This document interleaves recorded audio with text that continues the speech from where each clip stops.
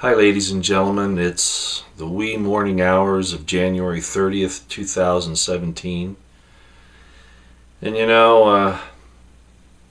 this stuff just, if you're like me, maybe most of you aren't, but if you're like me, I'm constantly trying to evaluate, trying to understand what in the world is going on. Well, we had the Prime Minister of Britain here, May, and things looked like they were kind of going in a good direction. And then, no sooner does she get back, or maybe she isn't back, but somehow gets influenced to go back on this whole idea of standing against radical Islam, ISIS, and the whole situation with the migrant problem. I don't want to call them migrants, they're invaders, okay? At the behest of Western governments, pushed by Saudi Arabia. It's interesting, we keep calling Iran our enemy, but Saudi Arabia is the central place for Sunnis and Wahhabists. The Shiites are nothing compared to the Wahhabists and Sunnis as far as, the things they do, the bad things. But tonight I just had to tweet out a little commentary on this whole thing with the Prime Minister of Britain seeming to have less influence or less moxie than the Muslim mayor of London. Very sinister things going on here. And, I could sit here and start talking about, I even heard Alex Jones say, this is a biblical proportions, everything that's going on. I'm going to say some things here just in regards to this thing with Britain. And who in the world, of all the world leaders, are standing up against the New World Order? And I'd like to say radical Islam, but I know too much about Islam to say that it's just radical Islam. The entire religion is a front for a political movement to take over the world, and not for good reasons. Islam means submission more than it means peace. It means you accept our domination or you die. I brought this up a long time ago. You get three choices under Islam. You either convert, you pay a tax, or you die. That's basically it. Perfect New World Order religion, a perfect structure to build a religion on for the entire world that requires submission to a world authority. Whoa. Well, getting back to this other thing. Out of all the leaders in the world, there are only two that are standing together against the New World Order and against what's going on in Islam, and particularly ISIS. Only two. All of the others are waffling all over the place. You never know where they're going to land, like May, Prime Minister of Britain. One minute, we're going to do something about this, and the next thing she backs off on it. There are sinister forces at work. Saudi money, Soros, the Rothschilds, the devil himself, it seems. And these people keep bowing down to it, with the exception of two. And you know who they are. President Trump and President Putin of Russia. Well, I keep pondering on this, what's going on here, and I'm trying to fit it into some of the historical and some of the prophetic understandings that I have, knowing some of the plans of the secret societies from the 1800s and how this all fits in. And nothing ever works out exactly the way you think, because, as I pointed out, even if you believe in biblical prophecy, just like with Nineveh and Jonah, it's contingent on a number of things that happen.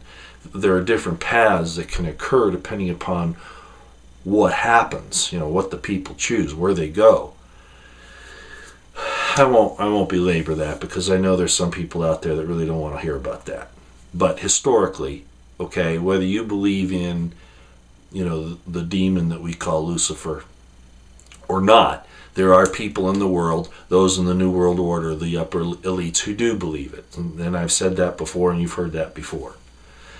So taking all of this into consideration, why is it that only Putin and Trump are steadfast against the New World Order and Islam? Why?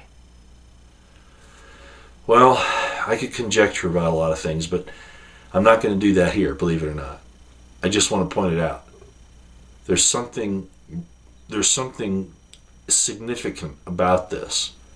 I always thought that Britain would stand with the United States against evil. I always thought they would. Now I'm reevaluating some of the things I've read and studied, trying to look at it from another direction. It might not be that at all. As a matter of fact, I'm almost wondering if some of the things I know about were written not from the position of the good side, but trying to put us into the mind of the bad side so that we'd understand how they're thinking. I don't know if that makes sense. But I'm kind of reversing some of my interpretations of things, trying to put my head into the mind of the evil ones. And I do that anyway. I think we all do to some extent. We all have a light side and a dark side, and which one you feed, is the one that comes out. Where your treasure is, there will your heart be also. Or what wolf you feed. It's an old Native American saying. What wolf you feed, that's the one that's going to come out. So, but I'm thinking that this is very significant, that only Putin and Trump are making this stand. Everyone else waffles or isn't sure where they are, or they're almost neutral, complacent, like, doesn't make any difference. When it does, it's the future of not just the world, but mankind and liberty, life itself. So I'll leave that with you. I just felt like I had to just kind of vent that a little bit. There's something very, very special, very ominous, red flags, that there are only two world leaders standing up against all of this. And those guys are receiving a lot of difficulty from within their own nations. Look what Trump's going through. I mean, and probably the best illustration of the demons that are on the left, and I'm using that just for illustrative purposes. Look at the Women's March in D.C. last week. How vile so much of it was. I'm not saying everybody that was there was involved in that, but how vile it was. The attacks, the assaults, the profanity, the disgusting displays. And I won't define all of that. You probably know what I'm talking about. You look at that and how many there were involved in and how many people, support that. And then you look at those who were there, the other Women's March for Life. No profanity. They didn't burn anything, didn't break anything, weren't doing horrible, disgusting things. By their fruits you will know them. It's being plainly manifest for us, even in things like that. Even in things like that. I have to tell this story. I just have to. You know, I was talking, I won't be real specific, but I was talking to this lady today.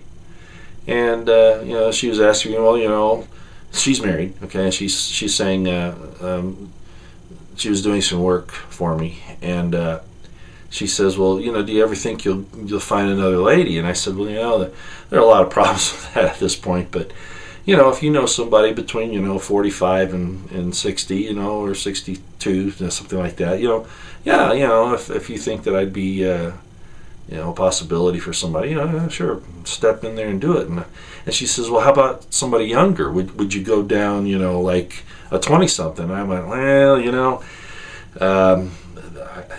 there are some people that have made that successful. Charlie Chaplin, when he was somewhere in his 60s, married a 20-something who stayed with him the rest of his life. Of course, he had a lot of money to leave her.